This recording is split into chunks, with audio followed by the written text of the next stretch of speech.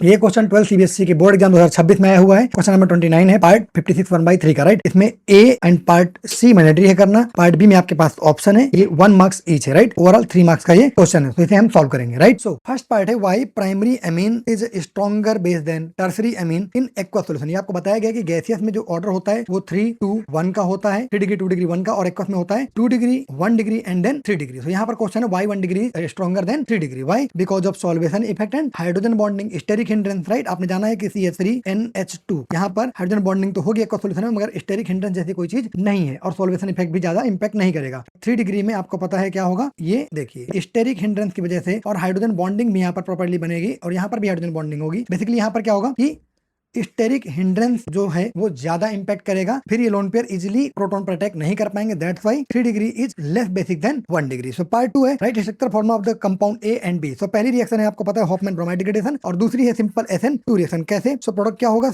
CH3NH2। अगर आपके simplest SN2 reaction करवाते हैं किसके साथ, C6H5COCl के साथ, तो HCl निकल जाएगा और प्रोडक्ट बनेगा CH3NHCO6H5। पार्ट बी में हमारे पास 2 क्वेश्चन है, पहला हमारा हिंसबर्ग रिएजेंट से है और दूसरा क्वेश्चन हमारा कन्वर्जन से। सो हिंसबर्ग रिएजेंट क्या होता है, जो प्राइमरी एमीन के साथ रिएक्शन करता है, ठीक है, और डेरिवेटिव बनाता है जो कि डिजोल्व होता है किसके साथ, KOH के साथ या NaOH के साथ, एल्किल मीडियम डिजोल्व होता है। सेकेंडरी के साथ क्या होता है, RNHR। ये रिएजेंट रिएक्ट करेगा, डेरिवेटिव बनाएगा, बट ये डेरिवेटिव बनाने के बाद KOH में डिजोल्व नहीं होगा, और यही तो कहा गया है, X with molecular formula C3H9N react with Hinsberg reagent to give product that is derivative but insoluble in alkali that is secondary amine. क्या बनेगा ये, secondary amine CH3NHCH2 and CH, ये हो गया C3H9N। Secondary amine is the correct answer, right. So जो B का और part है इसमें 2 कन्वर्जन इन्वॉल्व है। पहली रिएक्शन डाइजोनियम सॉल्ट की है और दूसरी है सैंडमेयर रिएक्शन। सो क्या है डाइजोनियम रिएक्शन, आप एनिलीन की रिएक्शन किससे करवा दीजिए, NaNO2 और HCl 0 डिग्री सेल्सियस पे आपको मिल जाएगा डाइजोनियम सॉल्ट, राइट। अब सैंडमेयर करा दीजिए, गटरमैन करा दीजिए, आपको प्रोडक्ट मिल जाएगा दैट इज CuCN, या फिर Cu in presence of HCN, आपको मिल जाएगा बेंजोनाइट्राइल,